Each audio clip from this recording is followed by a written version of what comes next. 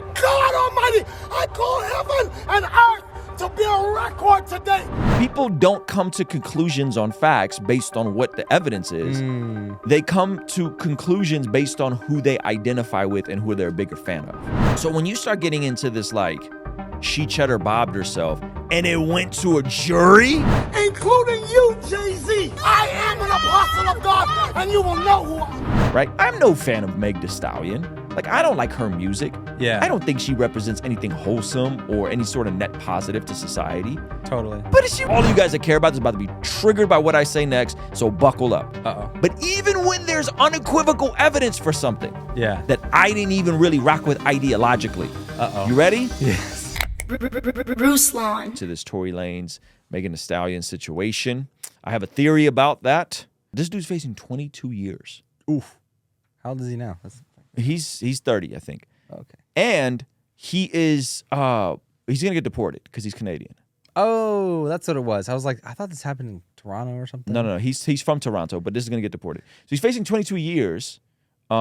And so what basically happened is they arrived. She didn't initially say that because this is right after George Floyd. And so she was pretty shook and didn't want to say, because she was genuinely concerned at that time, which I think is understandable. Yeah. And then after the fact, you know, it came out that she came out and basically admitted to that he bang. Yeah, he would have got. He was trying to spin it and say that it was her friend that did it.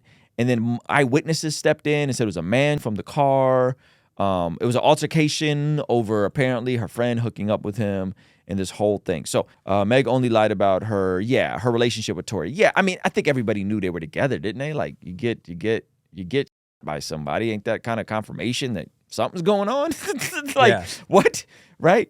I think it's kind of wild that he took it to court, right?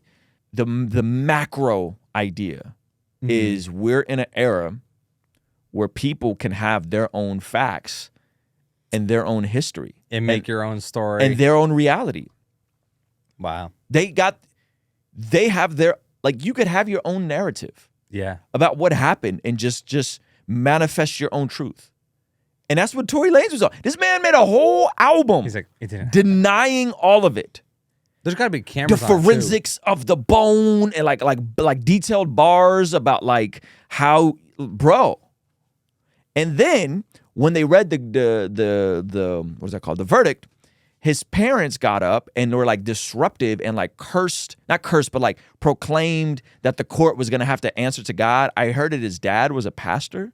And the whole wicked system of Rock Nation, including you, Jay-Z. You who say you rose from the gutter, but you have traded and bartered the souls of young men. Beyonce and Jay-Z, you have children. Let us see. You're making other people's children go to jail.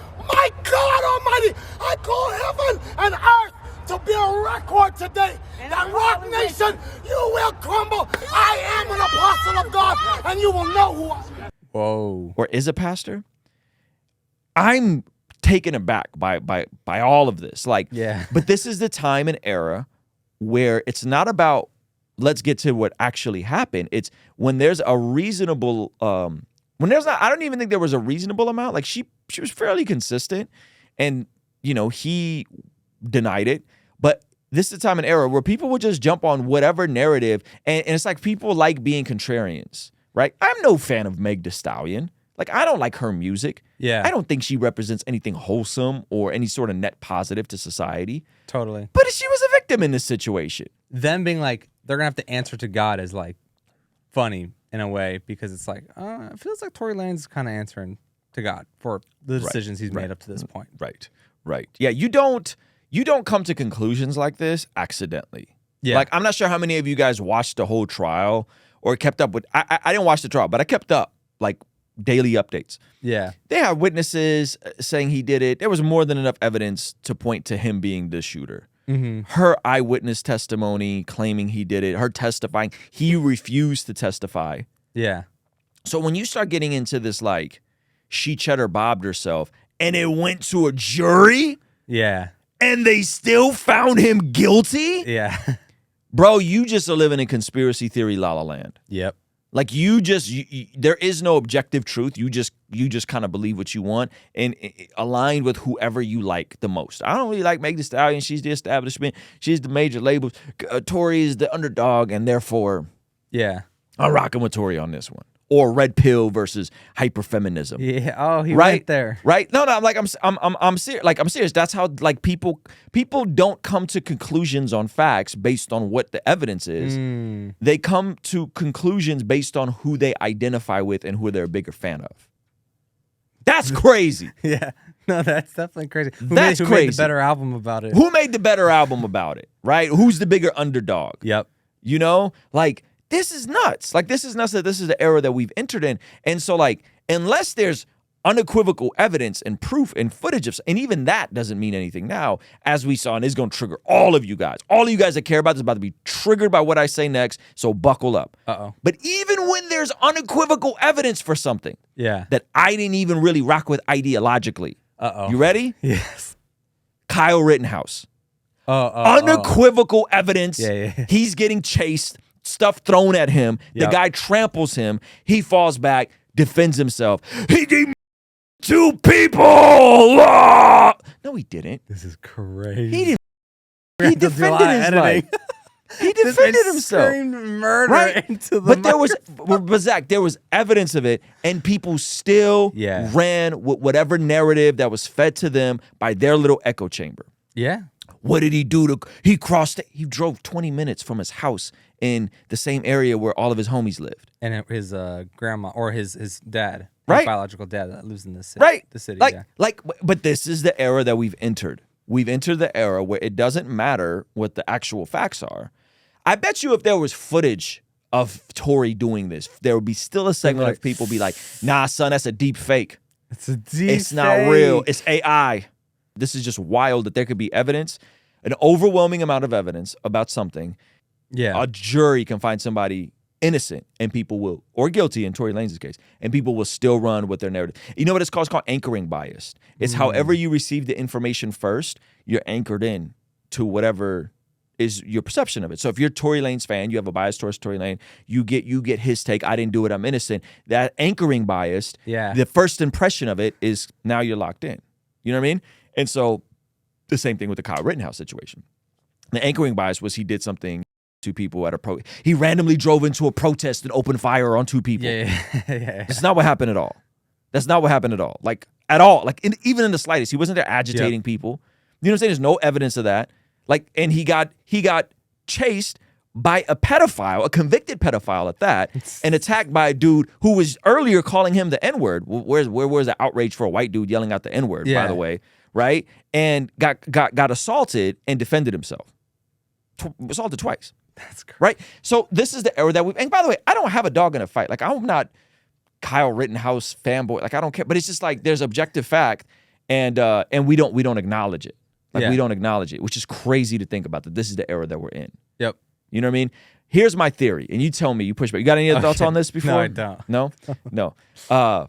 By the way, most of you guys would have reacted the same exact way as Kyle Rittenhouse in the same exact situation. And most of you guys... If you could shoot that well. If you could shoot that well. And most of you guys would have reacted the exact same way Meg did in this situation. You would not have wanted this dude you were fooling with arrested, right, as a black man right after George Floyd and all this stuff happened. Yeah. And by the way, those of you guys are saying there's no DNA found on the gun. DNA doesn't always get found on guns. That's like basic stuff. Like, not every gun because you don't always leave traces of DNA from your hand. That's fingerprints. DNA is hair follicles. DNA, right? Spit, saliva. So you don't always find that's an easy So anyone, in my opinion, any sensible person who cares about their livelihood would have probably reacted the way Kyle did, and any sensible person who was in the same situation as Megan would have probably reacted the way she did. She probably wouldn't have been like, he shot me, arrest him now, officer. Yeah. Right after George Floyd? No, stop it. Stop it. You guys aren't reacting now. Well, her story was inconsistent. Yeah, because she was in shock and she was scared. And she liked this guy. You know what I mean? And did they come out with the recording? He called in and offered them $1 million, her and her management $1 million. Tory Lanez? And they dropped the witness tampering charge because he tried to tamper with some other witness. They threw that out for some reason. Somebody like free Tory. Yo, this is That's crazy. gotta be a joke. That's not a joke. He's serious. I'm telling you, this is the era that this is the era that we've entered in. And again, and I call it straight down the middle. I'll call it straight down the middle. I wouldn't react like Kyle because I would have never been at a protest at night that was no, I didn't say you would have. I'm saying if given the same situation, I wouldn't have been out with a goober like Tory Lanez, with a bunch of goofy folks in the Hollywood Hills either. I'm saying any reasonable people that finds themselves in that situation, because by the way, I did go to a couple protests. I went in the daytime. Well, I went to one. I went in daytime, but it had the things played out, and I would have been in that exact same situation. I would have 100% protected my life in that exact same way. Period. Case closed. And again, and I'm saying like if it was a similar situation and I was at the Hollywood Hills and the homie assaulted me, like I probably would have not instantly been like, he did it, you know what I mean? In light of all the stuff that was happening, you know? But yeah, maybe some of you guys would have been sober enough to call the cops, which brings me to my next point. Here's my theory. I don't want to see Tory Lanez go to jail. Like, that's sad. I was really hoping Tory Lanez would turn it all around. I was really hoping he would turn it around. He has a apparently faith-based foundation. His parents pray. He was living out of control. He was wild. Let's be honest. Let's not pretend. Okay. But what I think happened, this is my theory. What I think happened is if you guys have ever done any sort of research on what it means to be blackout drunk, your brain can literally forget what happens, hence you black out. You have a fragmented memory distortion. And so if two people are drinking and partying, which it seems like they were, at least Tory was, my theory is he was blacked out drunk, and that is why he is convinced that he didn't do anything wrong. That's my theory. What do y'all think about that?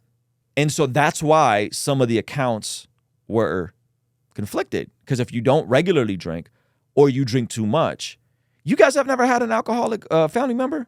You ain't never had an alcohol. Tell me you never had an alcohol where you tell them you like, you know, you said X, Y, and Z, and you did this, and this, and they are just nothing. There's just nothing. They remember nothing. Maybe some of y'all been blackout drunk. I've never been blackout drunk, for the record. It's kind of wild to be this much of a liar, right? Like, I mean, I don't know legally, like, do you just take ownership of it? Like, what do you do, right? Do you get super apology? I don't know. But it's kind of wild to just deny the whole thing and make an album about how you didn't do it and how you're innocent. But if I were to give him a good faith argument, my good faith argument would be Tory Lanez was blackout drunk, therefore he doesn't remember what happened, and in his mind, he could have never done something like that. That is my theory. What do you guys think? I want to hear from the chat. Chat, talk to me. That's my theory. Because I think he was trying to be funny. Like maybe he was blackout drunk and he thought it was a joke. Because isn't that from a movie? That's from a movie, right? Dance, dance, dance for me. That's like from a mafia movie. You guys remember that, right? Y'all remember that? What's the movie? Is it Goodfellas? It's Goodfellas, right? So I think he was trying to be funny. Tory Lanez is a couple years younger than me, but that's from Goodfellas. Yeah, Megan, I'm not saying she wasn't. I'm saying they were both probably blackout drunk. That's my theory. By the way, this was my theory right when this happened initially. That's why nobody remembers, or no one has so many conflicting reports. She's forever going to be dragged in this situation. There's always going to be a degree of skepticism, and she's a snitch and whatever. You know, this is a sad situation. This is a don't do stupid things with your life type of situation. Get away from people that'll bring out the worst in you. Moral of the story, right? Because clearly these two people were no good for each other, right? Clearly these two people were no good for each other. First of all, I don't quite understand the attraction there. Ain't she like a foot taller than him? What is the appeal? Is he that charming? Again, very talented individual. But I didn't quite understand why they were even fooling around to the point where this whole thing, you know, got so escalated to this point where there's other women involved and her homegirl and all this stuff. What are your thoughts on snitches get stitches and refusing to snitch? How that mindset is encouraged in the hood culture. Did you ever hold that belief, or how was your mindset evolve around that? Yeah, so I think there's two different paradigms, right? There's cooperating as a civilian is not snitching. Okay, cooperating as a civilian is not snitching. This is like 2 months ago. I ran to the store to get the kids some medicine. It was late. I pull in. There's a lady in my wife's car. And I first verified that it wasn't my wife and it wasn't my niece and it wasn't anybody else around. So then, like, after a few minutes of verifying it, I stayed away and what did I do? I called the authorities. I am a civilian, okay? It doesn't make me a snitch, okay? I did what I'm supposed to do as a reasonable individual. Right now, I had the taser on me. I got firearms in the house. Right? No, what I did is I called the authorities. I patiently waited for them, and I didn't engage the person. And that's how you're supposed to operate. If someone breaks into your house, you call the authorities. That's it. Right? If someone assaults you, you call the authorities. Right? Now, if you are participating in that lifestyle, meaning that you and another person you have conflict with decide to go out back and shoot a fair one, or you go and rob somebody together, or you're in that life, and then you tell on the person you did the crime with, that is snitching, from my understanding. So telling is not the same. Cooperating, telling is not the same when you are a civilian. 1, 2, it's also about when you are in that life and you're doing crimes together and you're telling on the people you're doing crimes with. So I don't think she falls in line with us as being a snitch. I think that's a reach. That's a reach. I got friends who have done some wild things, and I got friends that have spent some wild jail time because they didn't snitch. And I got some friends that have gotten snitched on by their comrades. And I got some friends that have snitched that, like, when they come home, they're never going to be around the people they were once cool with. So snitching is not what happened here. That's not the same thing. Now, most people tell, by the way, as we're seeing in this whole Young Thug Gunner situation, most people gonna sing, even when they do the crime, and they are guilty of said crime or they were affiliated. This whole Young Thug situation, most people are going to tell. It's 6ix9ine situation. Most people are going to. We start facing double digits, you're going to tell.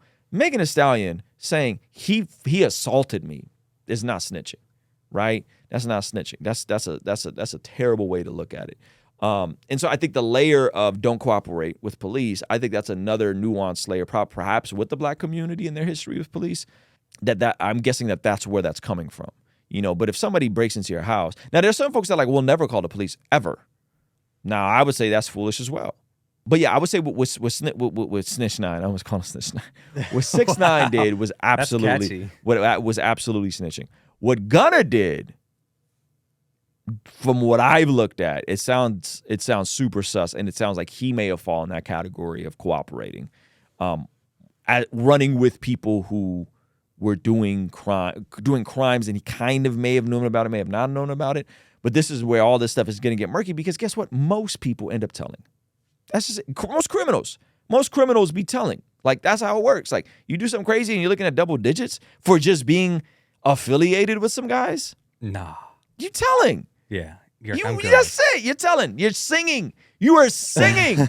You're singing. Him. They got a recording of one of the affiliates of YSL and the baby mama on the phone telling him to cooperate. So he can come home. She found out Gunna's coming home. She telling him to cooperate. So no. But I don't think Megan is the snitch here. I think that's an L take.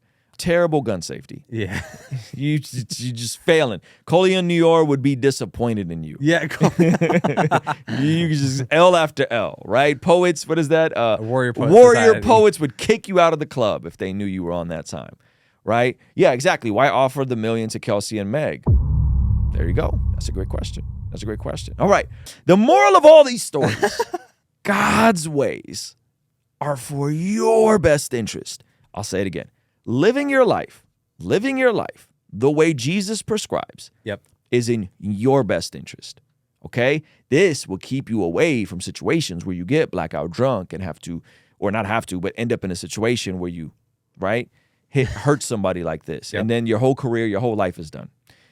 Had Tory Lanez stay true to his family's Christian faith, he would have never been in this situation. Now, maybe he never would have been a famous rap star either.